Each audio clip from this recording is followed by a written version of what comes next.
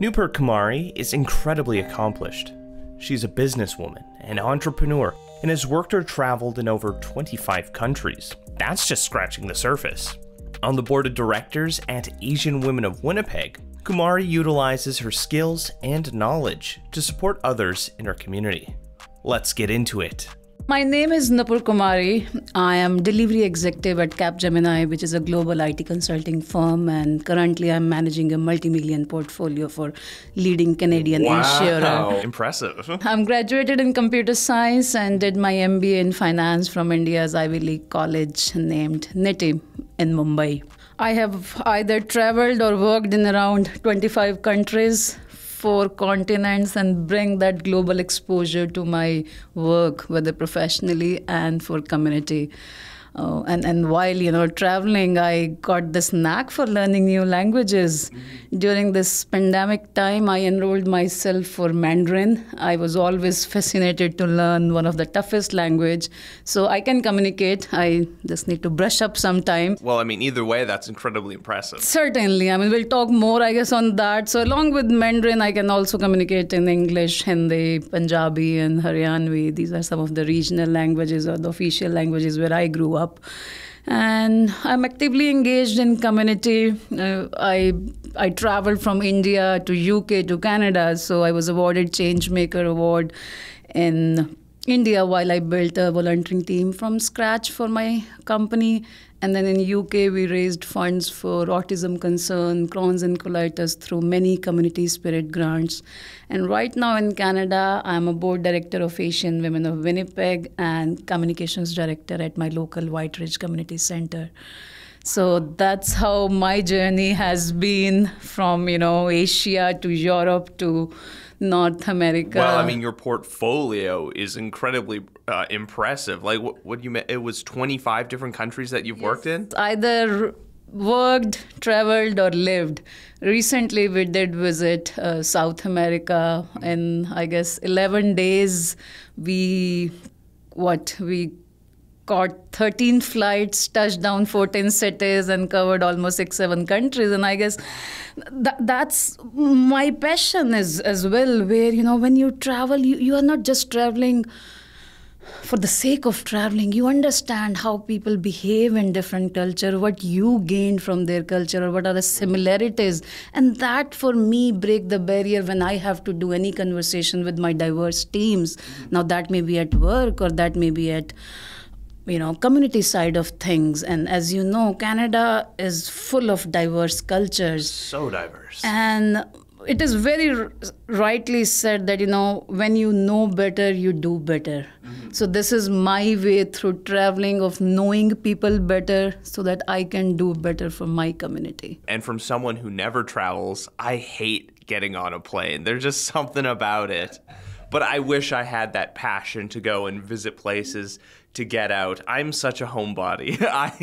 I like to just, stay in my little space, and there I'm content. Yeah, and I guess sometimes you get that feel, you sometimes get overwhelmed and you just want to be there wherever you are living or working. But I guess I enjoy, and that is happening through my work as well, and through my personal passion as well. As you mentioned, it's so fulfilling being able to actually go. It's different than having living in Canada, having a bunch of people move here and you get to experience just a fraction of their culture, of themselves. But when you go to the place, you can experience all of it, right? Right. And what I have learned is no matter, whether I traveled in the remote areas of Patagonia, a city called El Calafate, just 1,000 kilometers away from Antarctica, or whether I am in my native city of Kathal, which is in Haryana in India, or my home here in Winnipeg, people are all same. We do behave similarly. It might be just some diverse flavor, right? things we bring, which should definitely be the asset. The other day I was reading my Asian Women of Winnipeg magazine that we published last year, and our advisory chair, Pam Robello, eminent personality here in Manitoba. So she did quote from a best-selling author that, this diversity is somehow bringing an unconscious racial panic. But it should actually be our biggest asset. And that I can truly agree to by traveling, different places and understanding different culture, that diversity is our biggest asset. But the problem we see, because when I even volunteer at community center, we collaborated with certain schools, and what I am hearing these days is that with the growing diversity in our neighborhood, in our school, or in Winnipeg, or in general in Canada, there is a pressing need to educate people. And that, I guess, work both ways. We need to tell about our culture and educate about our, values, but we also need to learn from, the culture in which we are amalgamating, right? Yes. We are carrying a lot of cultural values where we are raised, but when you are migrating to a new country, you have to certainly, amalgamate. And that amalgamation can only happen when we have platforms. So taking it to Asian Women of Winnipeg, that's one of the platform where we incorporated 7 years back in 2016 with the aim of, promoting and educating and empowering women. And now, after 7 years, if I look back and if I reflect on whether we achieved that goal or not, I guess we certainly surpassed that.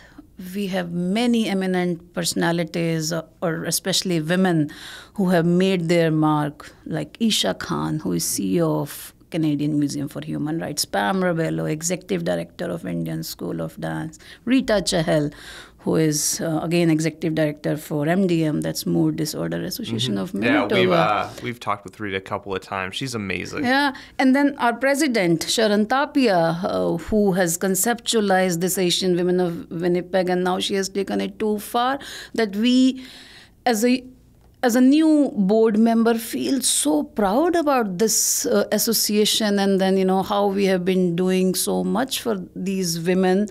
And especially now we have women who have made their mark, but there are many women whom we are working on the ground who still face day-to-day challenges. No matter whether you want to migrate or not to a new country, it's not easy. It's not easy. I mean, and especially when it comes to women, what we have seen on the ground is there is a language barrier. Then, you have to raise your kids in a way that they should also carry your values, but they also need to gel into this new culture. That's one thing that we've been seeing when talking with various different cultural associations, trying to find that balance of how do you maintain kind of your culture and heritage, and specifically language, while having your children embrace and become part of a new community, and finding the balance between those two so that, they can fit in and make friends here, but at the same time not forget about their culture, their history, as well as the language. Because I know for my family, it really quickly, we lost our language. My grandparents speak Plautdietsch, so Low German. Basically the difference between like Quebecois French and then France French. So difference between High German, so Germany and the places surrounding there, then Low German is just this kind of language that evolves where Mennonites have lived. It's very good that you did mention about language, because when I was going through your Multicultural website and knowing a bit more about this organization, I kind of stick to that tagline that preserve your language. Mm-hmm. And I can very well resonate to that, because when you learn new language, and I was talking about this Mandarin, it certainly opens a window. Very naturally, you glide into someone else's culture and you feel like it's your own. And that I'm telling from my own experience. I celebrated Chinese New Year like it's my own New Year. Or I celebrated Mid-Autumn Festival like, this is me. And that certainly broke that barrier of, me being from Indian heritage or someone else from a Chinese heritage. We were like, Asian, Canadian. And preserving language is also important, because when even kids learn new languages, it stimulates the mental development.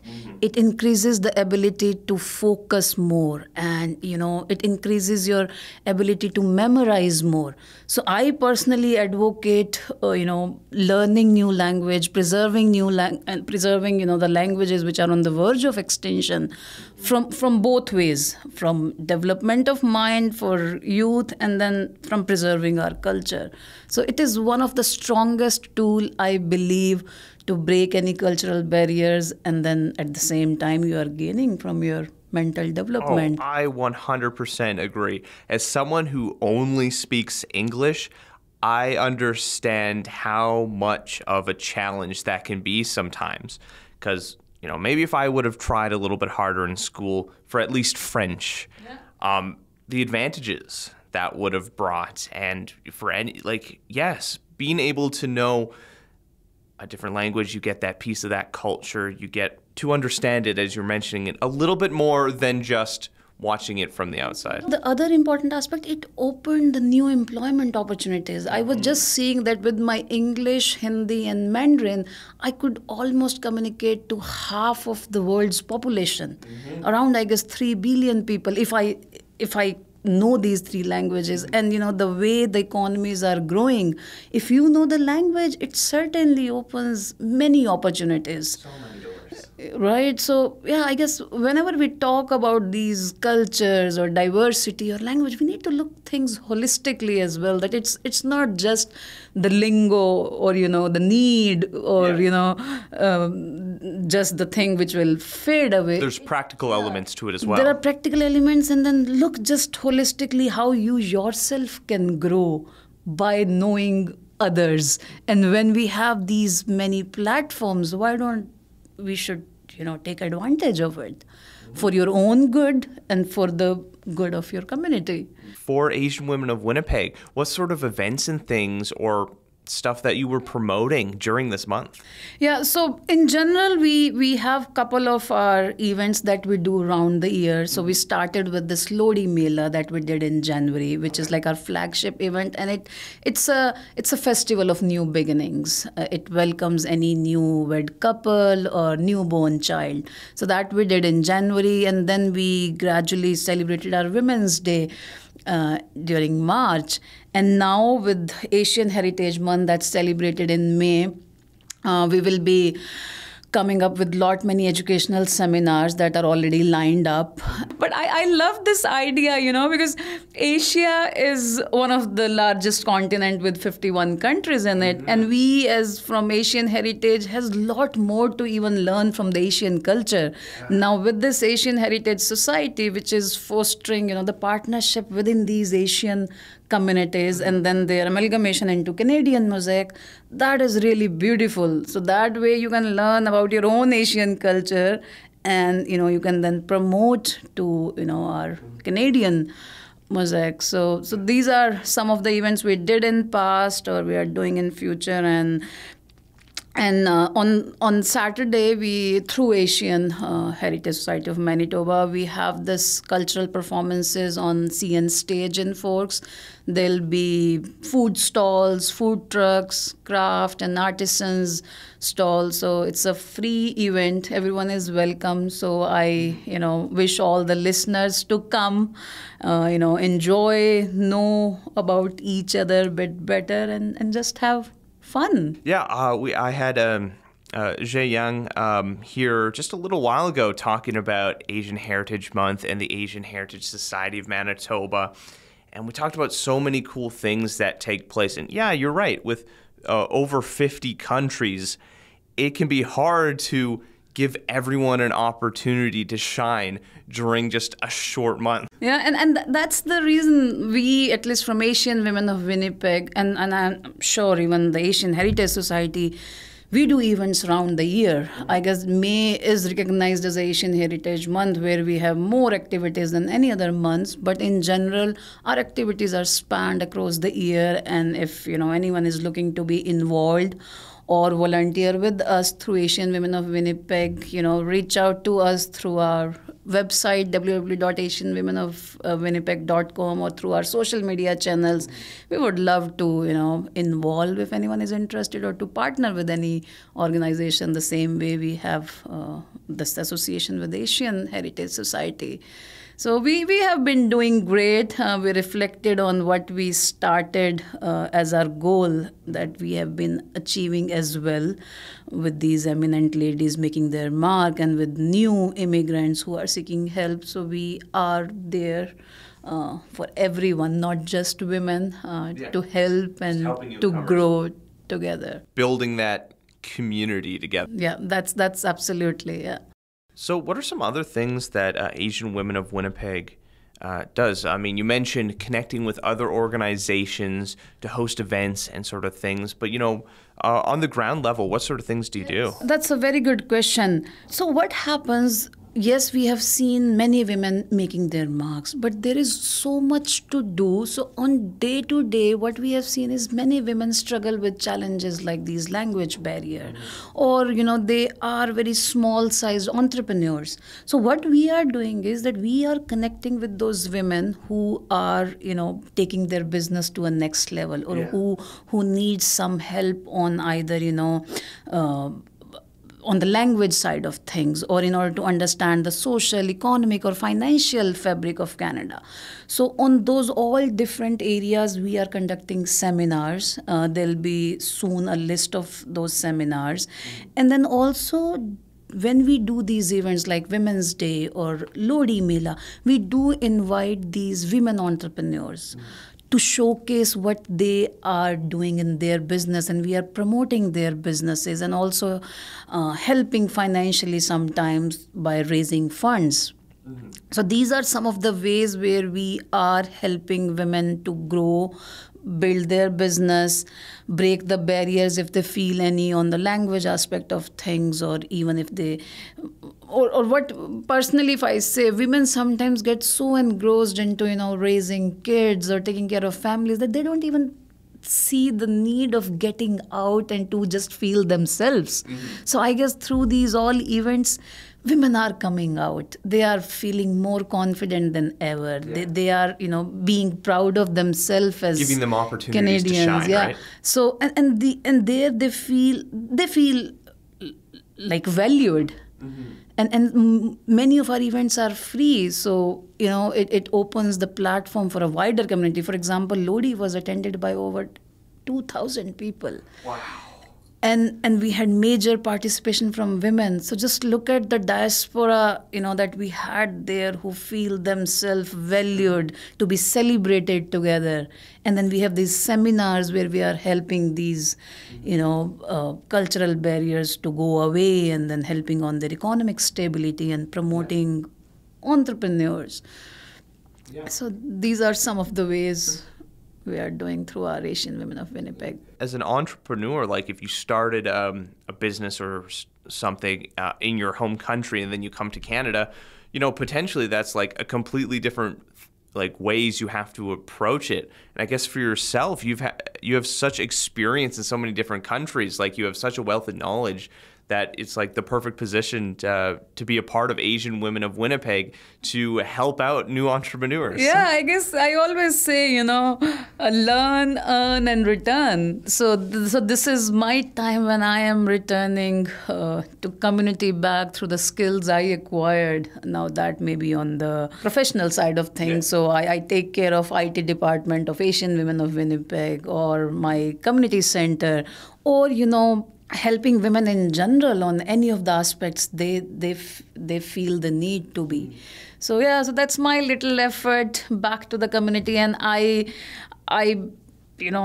tell everyone that in whatever capacity and in whatever corner of the world they are, they should try to return in some form to our community. Yeah. I guess when we are strong, we feel good. and we have this common responsibility to help each other, especially in the post-pandemic times when, we had seen major economic setbacks and how we have become kind of secluded. So we need these efforts stronger than ever to bring our communities stronger and richer. For someone who is an entrepreneur coming here in Canada, you mentioned language barriers. What are some of those other hurdles that are some of the hardest to overcome when trying to start a business here? Especially for women, if I talk about, the major hurdle they see is to find the right audience. So let's say when we did Lodi, we had almost like 15 entrepreneurs showcasing, what they are trying to sell as a product or service. And I didn't know about them. And I was looking for those entrepreneurs. I was wishing that I would know, but because of the lack of, investment you have to do in promoting, in advertisement, you don't get to know these entrepreneurs. But with they being there at Lodi and with 2,000 people, they get kind of a free advertisement about their product. So the major challenge which these women were facing about how to get advertised and how to find the right finding the audience. Yeah. So that's the key thing which they did. And the second thing is sometimes, the ways to raise funds. So every country has its own set of rules or its own fabric on how you raise funds, right? We heard about venture capitalists, but these women have not gone to that level of raising funds. But yes, there are many grants that government support. There are many organizations that look for these entrepreneurs. So we also try to connect these women with the right support or with the aid they could get either from the government organization or from many non-profit. So I guess these are some of the challenges which we have been working, and I guess we need to work more as well as we have now a bigger community of women entrepreneurs. So one of the big things you've been talking about is, once you find success, continuing to give back so that we can continue to grow the community forward. So if someone is in a place and they want to help out, where can they go or what can they do to help out Asian Women of Winnipeg? So anything. So whatever you are doing, for example, I met Sharon and it was serendipity. I relocated in Canada in 2018. In 2019, January, I attended this Lodi event and I was fascinated by magnanimity of that event. It held in RBC and with, again, around 2,000 people attended even in that year. So I wanted to connect with her, but then pandemic happened. I couldn't. But then we met at, one of the community functions, and I just reached out to her that, I am in IT. Can I help you? Because I see that the way they were growing, they need to, take their IT infrastructure to another level as well. So same thing, if anyone is doing anything in their profession, they could always come back, bring their expertise to the table. Even beyond that, they can also volunteer with us. So for these all events now, that may be Lodi or Women's Day or our educational seminars, we need volunteers. So it's not just the professional skill we need more hands as well. Hands on deck. Right. So you can just write to us at nupur@asianwomenofwinnipeg.com, or you can reach out through our social media channels, either for a volunteering for any event or, part of any of the committees that we have, which may be the fundraising, or other cultural committee where we sometimes need to go out and connect with many entertainment group. So any area of either your expertise or of your passion, or we can even have an open dialogue of where, someone could be a good fit. So these are the ways where people can contribute. It's not a rocket science. It's just simply connecting with us finding what skills you can help out. Right. And these are the ways which sometimes we feel, are we adding value? But I can certainly say that every little effort counts. So in whatever capacity, in whatever skill, in whatever way, if you are willing, do reach out. Well, especially anyone who's willing to donate their free time to help out an organization, that's incredibly valuable. Yeah, and also if someone want to donate financially, that channel is open as well, because we could leverage those funds then to help, our other programs Events, where we have programs. been helping women. So any way now, either through volunteering, through organizing an event, through your any professional skills, or through financial aid, we are happy to connect. What are some other events, like you mentioned one that's going to be happening on Saturday, but when we're looking at the rest of the year, what are some things that are coming up for Asian Women of Winnipeg? There will be some more events that we can call as a community events in the summer,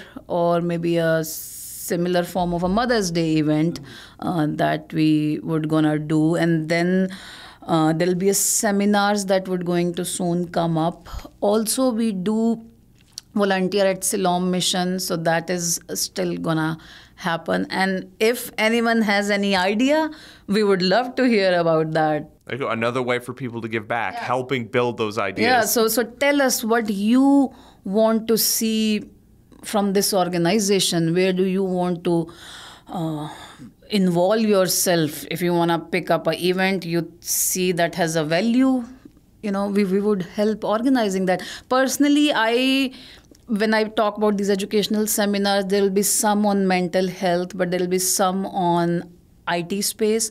So it will be an initiative where we would be helping our older generation to get bit, helping with like the technological and exactly. computer literacy. Yes, that's the right term. So I am very keen on those sessions. I have seen the way we have been working has drastically changed, but people are yet to pick up. So I'll be starting with very basic ones on making your Facebook account or your Instagram account, and how you can find these communities there, how you can send requests. Very basic things for us, but maybe a very value add for someone who is not very well averse with the technology. Even just a little bit of computer literacy skills can go a long way, especially if you're trying to get into the workforce and you're not familiar with computers or even how to just send an email. It is like meeting with my grandparents at times, trying to walk them through things. It's like a completely different world sometimes. And even with newer generations, there's things coming up that I don't even get right now. And it's just things developed really quickly. So if you pick any community organization today, what we do as a first step is to go to their website, to find the contact us session, to send an email, and then visit their Facebook page, Instagram page. And there is nothing else, because everything is happening digitally. So I guess, again, there is a need for, all the generations to get a bit of digital literacy or the computer literacy to make their day-to-day work easier. And I mean, that also helps protect individuals in the long run, right? Like with scams and everything, how easy it can be to just accidentally click on an email because you didn't look at like the URL to see what the email was coming from. It's like, oh no, my bank account they need me to send information, but then it's like ABC1111 at a domain that you have never seen before. Yeah, that's very true. And I guess that's an interesting idea. I mean, starting with the basic skills, and then you can naturally move into, the areas where we need to be a bit more cautious. And I guess, that's an interesting area where I could expand one of my seminars to talk specifically about, the suspicious activity and, the phishing activity. These are some of the terms we use in IT. Yeah, those are things that you have to be so vigilant at times, because you accidentally click something, there goes your computer. Yeah, with rising scams, I don't know, sometimes, a very even digitally literate person could be a victim. So it's good idea now with our communities doing everything digitally. We need to be a bit more cautious of these, attacks. So, but we are good. So there's a lot of things people can learn from, and there's so many potential ideas people can bring to Asian Women of Winnipeg. So many different workshops or seminars or things that that people who have the expertise can bring to the table. Exactly, yes. We are always short of people.